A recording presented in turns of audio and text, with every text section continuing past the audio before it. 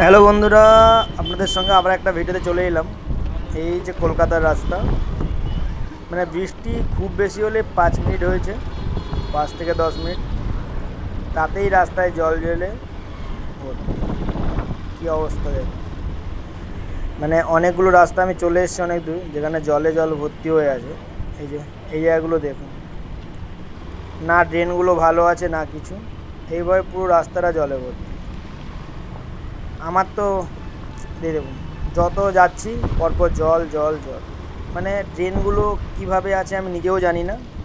তো এইভাবে পুরো রাস্তাটা জলে ভর্তি। কলকাতায় মোটামুটি 10 থেকে 15 মিনিট জল হলে এইরকমই হয়ে যায়। আর বৃষ্টি যদি 1 ঘন্টা হয়ে যায় তাহলে মোটামুটি আপনার 1 হাঁটু জল।